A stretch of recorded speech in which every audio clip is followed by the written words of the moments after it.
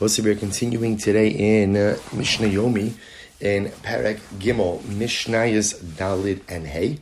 Mishnayos 4 and 5. Mishnah Dalid says as follows: In Kosvin Shtari Chov B'Moed, we do not write documents, loan documents, on Chalamayid. And the reason for that on a very simple level is because they can be just as easily written before Chalamayid. Vim Eino Ma'amino. However, again, if the lender does not believe the borrower and will not lend without a document, or for that matter, the sofer, the scribe who is going to write the document, needs the parnasa, ultimately, again, then you're permitted to write it. So remember, these are two different reasons.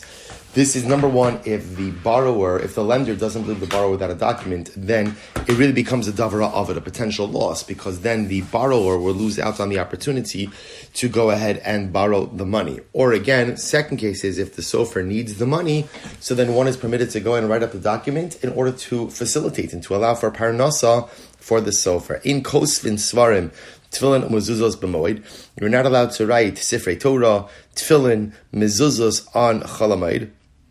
And the idea over here is because, remember, they could just as easily be done before Chalamayid as well. And you can't even correct one letter in a Sefer Torah, Ultimately, again, even if it's the Sefer Torah that was kept in the Azar, the courtyard of the Beis Hamikdash, which was the authoritative version of the Sefer Torah. Sefer Torah, ultimately, again, from Ezra. So the idea of it, because again, once again, even though this is called Sorech HaRabim, even though one can make the argument that this is for the needs of the many, but Halacha L'Maisa, again, it's not necessary to be done on Chalamayid. Rabbi Yehuda Omer, Kosev Adam Tefillin Umezuzos Liatzmo. Rabbi Yehuda says, interestingly enough, you can write Tefillin and Mezuzos for yourself. In other words, so if I'm not, based on this, what we really begin to see is, when the Mishnah says you can't write Svarim, Tefillin, and Mezuzos, what that's really talking about is a sofer who uses this for his parnasa. So you can't do it on Chalamayid because you could just as easily do it before or after. But for your own needs, you're allowed to go ahead and write it on Chalamayid. Similarly, again, you can make tzitzis. Literally, again, you could weave the tcheles. Right? You could put the tcheles into your tzitzis.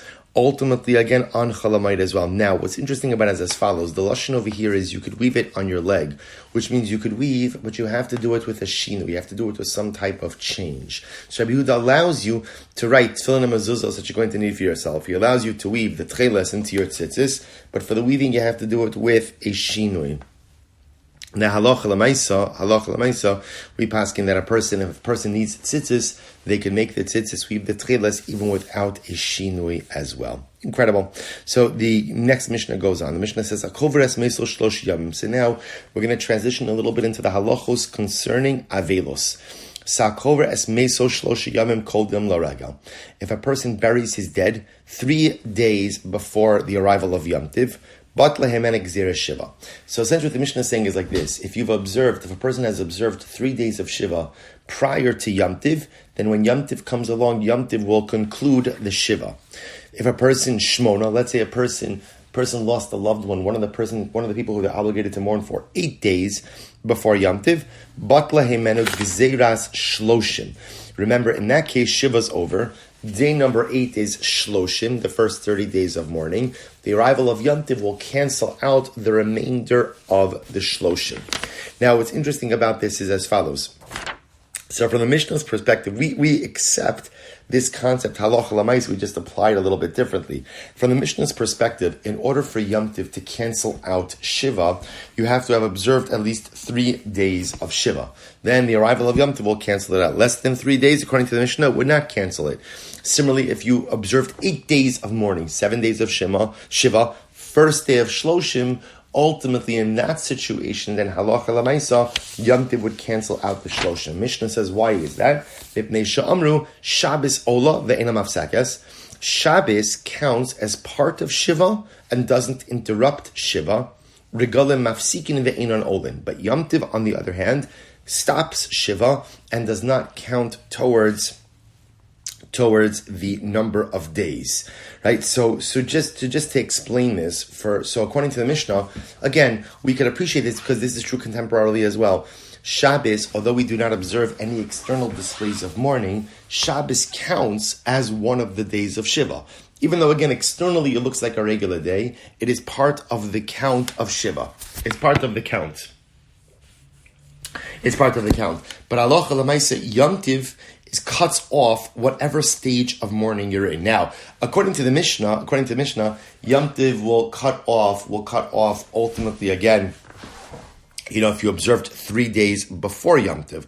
According to the Mishnah, interestingly enough, let's say you only observe 2 days of Yom Tiv 2 days of Shiva before the arrival of Yom Tiv. In that case, Yom Tiv would pause Shiva, doesn't count towards them, and you'd resume the remaining days of Shiva after Yom Tiv. Now, halacha l'maisa, we pass a little bit differently. When it comes to Shabbos, so of course we observe Shabbos as part of Shiva. It's counted as one of the days, even though halacha l'maisa, all external displays of mourning are lifted.